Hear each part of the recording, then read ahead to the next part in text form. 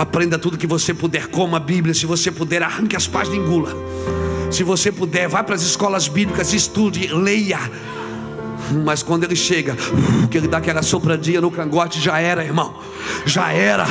Aleluia. Já era.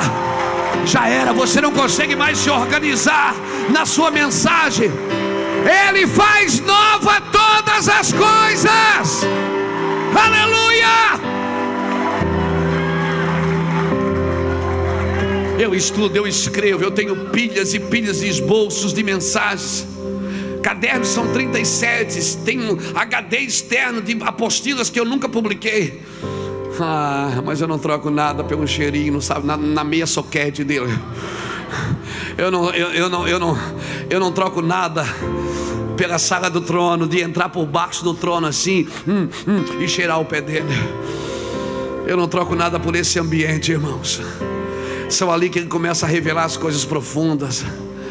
Ele diz: filho, você sabe por que Jesus secou a figueira? Eu digo: não, eu vou contar para você então. Ele diz: você sabe por que Paulo foi a cobra picou a mão dele? Eu digo: não. Ele diz: então você daí, eu vou te contar.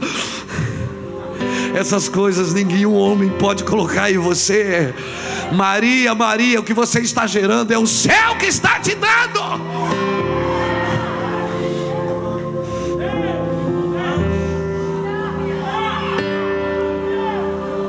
Por favor, não põe o sêmen fora. Não põe seu DNA no lixo. Por favor, gere filhos na igreja. O meu trabalho hoje não é ensinar a igreja, mas é transferir o coração. Não adianta, essa geração não precisa de informações, ela precisa de sentimentos. Ela precisa estar tão encharcada com a vontade de Deus. Ah, meu Deus. Ah, meu Deus, meu Deus, meu Deus, meu Deus. Alguém me ajude. Alguém me ajude. A minha primeira pergunta é: o que você está gerando? A minha segunda pergunta é: para quem você está gerando? O que você está gerando, de quem é? De quem é? O que você carrega, para quem é? E quando eu falo disso, eu não tenho como não me lembrar de Ana. Ana, ela está lá, chorando, gemendo,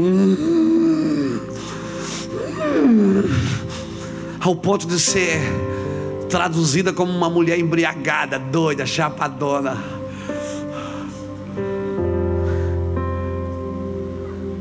Para quem você está gerando? Ana disse: Senhor, me dá um filho.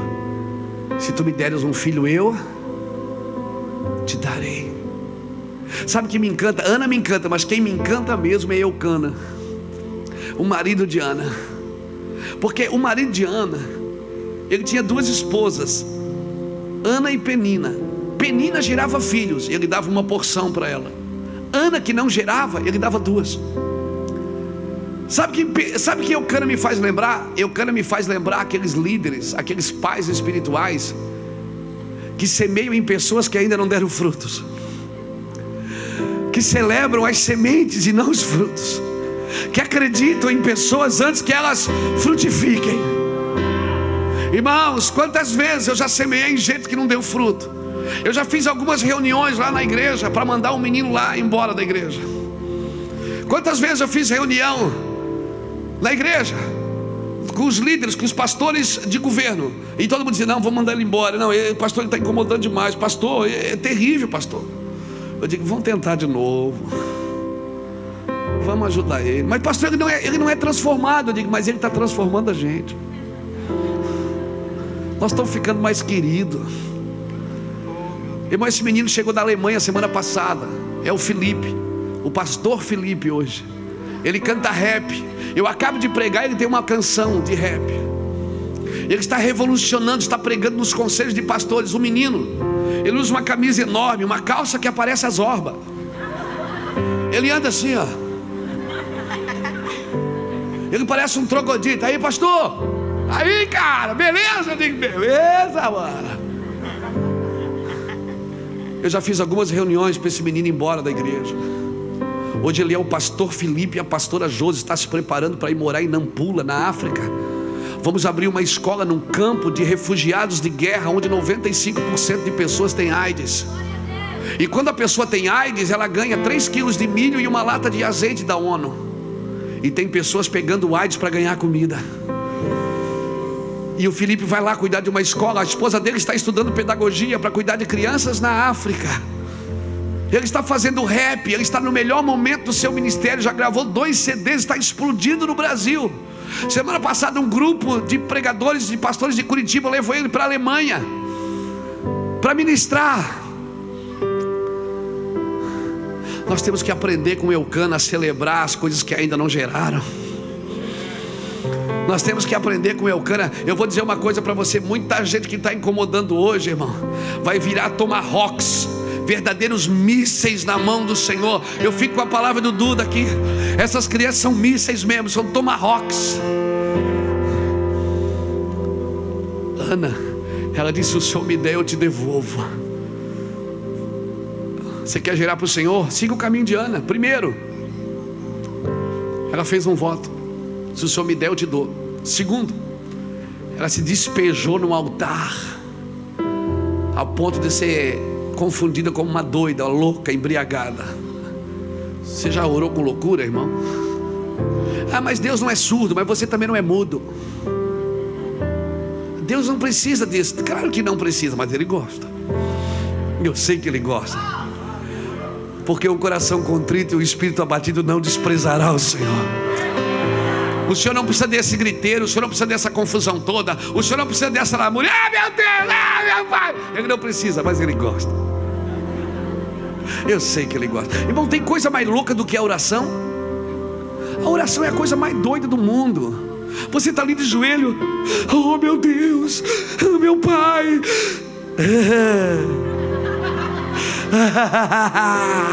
Oh Senhor.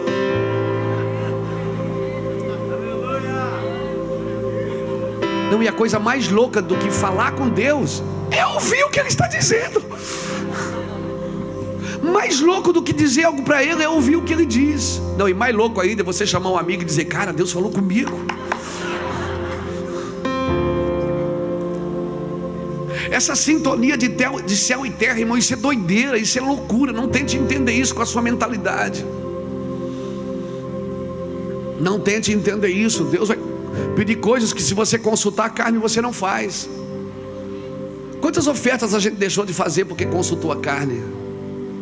Quantas coisas a gente deixou? Esse dia eu estava numa igreja, eu olhei um cara lá no final, o Espírito Santo disse: vai lá e dá um soco na barriga dele. Eu olhei o tamanho dele, eu disse: não, esse é pequeno, eu consigo. Vamos lá. E eu dei um soco na boca do estômago dele. Ó, irmão, receba. Pum, ele fez, ele começou a vomitar sangue. Aí quase que eu criei o culto da unção do soco ungido.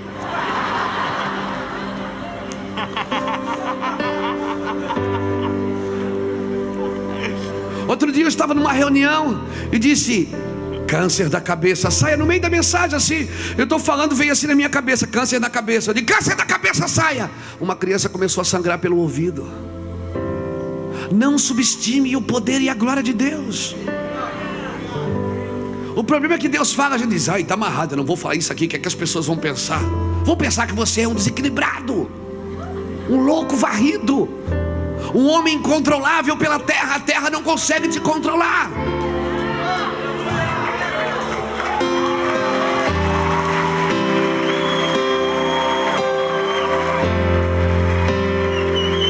Irmãos, eu tenho amigos que conversam com borboletas e elas respondem. Aí você diz: não, pastor, isso é meninice. Mas claro que é meninice. E é exatamente isso, cabeção, que Deus quer que você se torne. Aquele que não se tornar como uma criança, de maneira alguma entrará no reino dos céus. Deus não está dizendo para você ser um menino, Ele está dizendo para você se tornar um.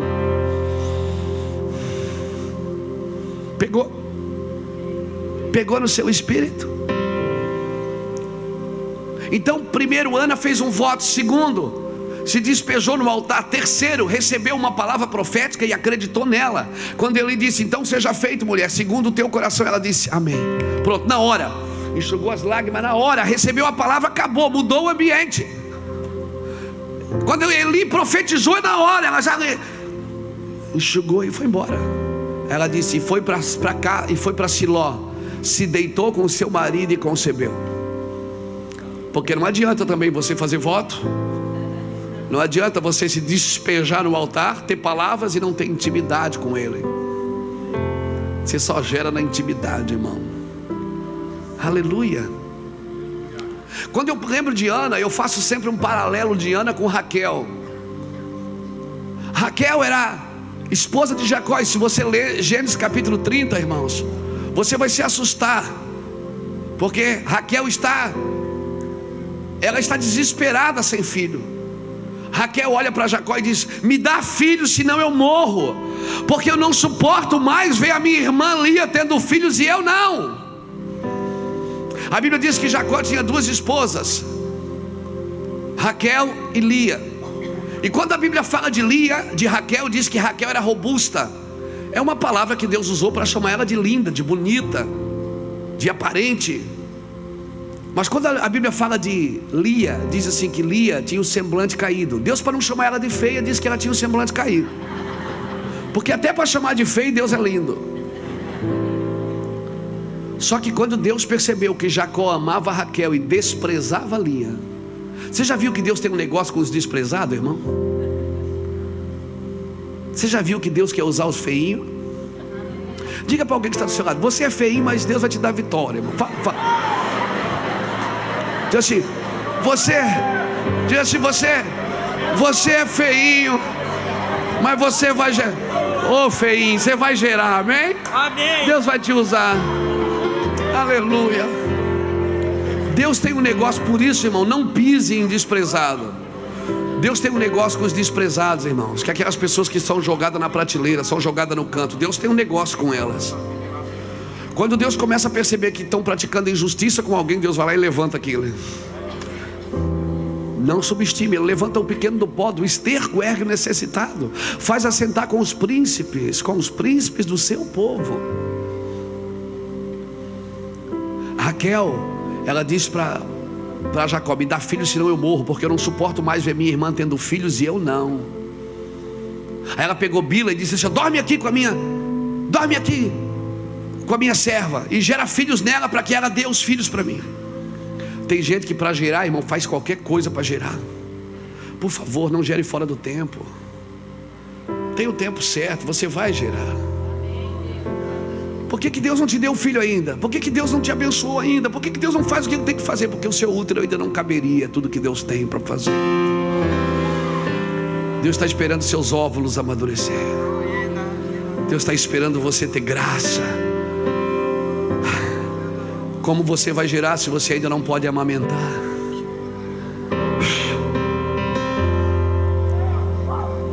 Quando eu lembro de Raquel, eu lembro de Lia, eu lembro de Ana. Na hora me vem a igreja. Por quê? Porque a mulher na Bíblia representa o quê? A igreja. Paulo fala em Efésios capítulo 5, versículo 30, Paulo diz, deixará o homem a sua casa, se unirá a sua esposa, se tornarão uma só carne. E Paulo diz, grande é esse mistério, mas eu me refiro a Cristo e a igreja. Sempre que a Bíblia fala de mulher, compare ela com a igreja, você vai ter boas mensagens ali. Raquel queria filhos não só porque não tinha, ela queria filhos porque ela via a irmã tendo filhos e ela não. Aí Deus me falou isso, Ele disse, filho, uma igreja que quer filhos só para competir com a outra, ela morre enquanto gera. E foi isso que aconteceu com Raquel, ela morreu a caminho de Belém. E o pior, quando ela está morrendo, ela ainda amaldiçoou o filho. Ela diz, Benoni. Pai pula e diz, Benoni não, Benjamim. Deus não te dá filhos para você competir com ninguém. Deus não te dá as coisas maiores ou melhores para você ficar competindo com alguém. Nós não somos competidores, somos companheiros. Então por que Deus me deu mais? Para você, dá para quem não tem. É, pastor, faça isso. Então a minha pergunta é, para quem você está gerando? Para quem? O que você está gerando para quem? E a minha terceira pergunta é, como você está gerando? O que você está gerando, para quem você está gerando e como você está gerando? Como? Maria ficou apavorada quando o Senhor falou: você vai ter um filho. Ela disse: como? Eu nunca estive com homem algum. Mas querido, o que você está gerando não é homem que vai te dar. Isso não vem de homem, isso vem do céu. É o céu que vai te dar, é o céu que vai colocar em você. Irmãos, eu jamais imaginei que eu seria um pregador nas nações. Eu só queria ser o pregador da tarde da bênção. Eu só queria ser o pregador lá do Promora 2, em Itajaí. Eu queria curar algumas diarreias, algumas dores de cabeça. Era só o que eu queria, fazer o corredor do milagres. Aleluia, é verdade. Eu jamais imaginei que nós íamos ter coisas no mundo inteiro, ter filhos no mundo inteiro, filhos que me chamam de Daddy, falam inglês comigo, que eu preciso de um tradutor para entender o que ele está dizendo, e ele diz que eu sou pai dele. Como que você gera um filho que não fala a sua língua? Porque as nossas identificações são no espírito. Filhos na Romênia, filhos da África. Eu nunca imaginei essas coisas, irmãos. Como você está gerando? Não, irmão, não. Se não for pelo Espírito, não vai subsistir. Só é de Deus o que é Deus que plantou em você. O reino está dentro de você. Deus vai gerar por esse reino que está aí dentro. A sua cidade precisa do que você carrega, do reino que você tem aí dentro. Hora após hora com o Espírito Santo. Eu me lembro de quantas vezes eu tentei merecer o Espírito Santo, e eu descobri que ele não vem porque eu mereço, ele vem porque eu preciso. O Espírito Santo, irmãos, é tudo que eu tenho. Ele é tudo que eu tenho. Na realidade, ele é tudo que eu tenho. Eu não tenho mais nada. As coisas que Deus nos deu, materiais, elas vão e vêm, mas o Espírito Santo é tudo que eu tenho. É Ele que me dá as mensagens, é Ele que passa tempo comigo, é Ele que me quebranta, é Ele que me leva nos lugares que eu preciso estar. É Ele que está me tornando um bom marido, e eu estou aprendendo. É Ele que está me tornando um bom pai, um bom amigo, um amigo leal. Tem coisas que você vai aprender com o Espírito Santo que ninguém vai conseguir te passar, irmãos. Por isso você precisa viver com o Espírito Santo. Você precisa falar em línguas. Pastor, mas eu estou na igreja há tanto tempo, eu não oro em línguas. Você acha que Deus daria uma coisa para mim que não daria para você? O problema é que a gente quer merecer o dom. Para que eu tenho que falar em línguas? Porque quem ora em línguas edifica a si mesmo, e em espírito fala mistérios. Quando você fala em mistérios com Deus, eu particularmente não sei mais orar em português quando eu estou sozinho com Deus. Eu só oro em línguas, porque a Bíblia diz em Romanos 8, versículo 26, que nós não sabemos pedir o que convém, mas o Espírito intercede conosco com gemidos inexprimíveis, porque segundo a vontade de Deus é que Ele intercede por mim.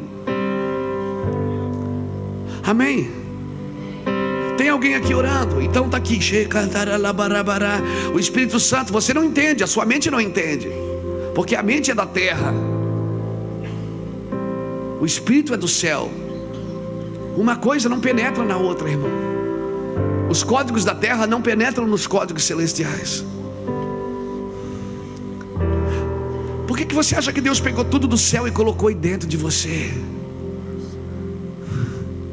Para você transformar a terra num céu, transformar o seu ambiente, colocar para fora o que Deus colocou para dentro. Então você está aqui orando, orando, e Deus está aqui. O Espírito Santo, ele tem a condição de pegar a sua oração e levar para Deus. Você está lá orando, você não sabe o que você está dizendo, mas o Espírito sabe, porque ele intercede comigo com gemidos inexprimíveis, porque eu não sei pedir como convém. Quando eu vou orar, eu só peço para mim, eu só peço para minha família, eu só peço para alguém que eu gosto, eu até peço para algumas nações, mas quando eu oro em línguas é o Espírito orando, então ele já sabe a vontade de Deus, e segundo a vontade de Deus é que ele intercede por mim. Então quando eu começo a orar em línguas, Paulo diz: por isso que eu glorifico a Deus que eu falo em línguas mais do que todos vós. Paulo foi ao terceiro céu. Você conhece outro homem que foi ao terceiro céu e teve visões inefáveis e escreveu grande parte do Novo Testamento?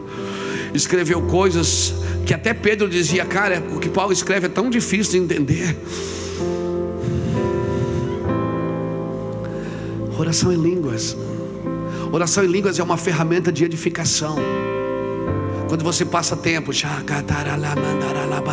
o seu espírito vai resplandecendo, a sua alma começa a ser governada. Aquieta-te, alma. O seu corpo começa a ser controlado e você começa a ser guardado por Deus. E quando você chega num ambiente, quantas tardes, irmãos? Às vezes à tarde, quando eu estou em algum lugar pregando, eu passo a tarde no hotel e fico lá, ponho um som e fico até que secar a boca. E aí chega de noite no culto e diz: a paz do Senhor, querido. Pronto, acabou. Você não consegue mais falar, porque o rio que estava aqui dentro começa a vir para fora. Se preparem, irmãos. Se preparem, porque Deus quer fazer isso com alguns de vocês. Se preparem pelo Espírito. A minha terceira pergunta é: como você está gerando? Como? Amém, querido? A minha quarta pergunta é: com quem você está gerando? O que você está gerando? Para quem você está gerando? Como você está gerando e com quem você está gerando? Maria era uma menina, Isabel era uma senhora. O anjo está falando aqui com Maria. De repente ele para e muda de assunto e diz: ó, sabe Isabel, tua prima? Ela também está gerando um filho na sua velhice. Ele desperta Maria para ir para a casa de Isabel. Maria vai para a casa de Isabel. A Bíblia diz que Isabel estava no 6º mês e Maria fica lá 3 meses. Por que você acha que Maria ficou 3 meses e Isabel já estava de 6? 6 e 3 são? Maria viu Isabel parir. Por que ela precisava ver Isabel parir? Porque depois ela teria um filho sozinha. Ela precisaria aprender. Deus pensa em tudo, cara. Depois ela precisaria aprender, porque ela ia gerar um filho e ia parir sozinha, só ela e seu marido. Quando ela chegou na casa de Isabel, a Bíblia diz que quando as duas se encontraram, as crianças começaram a saltar no ventre. A minha pergunta é: com quem você está gerando? Se você está gerando no Espírito, você não pode ter relações com quem anda na carne. Se você está gerando no Espírito, você pode amar as pessoas que andam na carne, mas você não pode ter alianças com ela.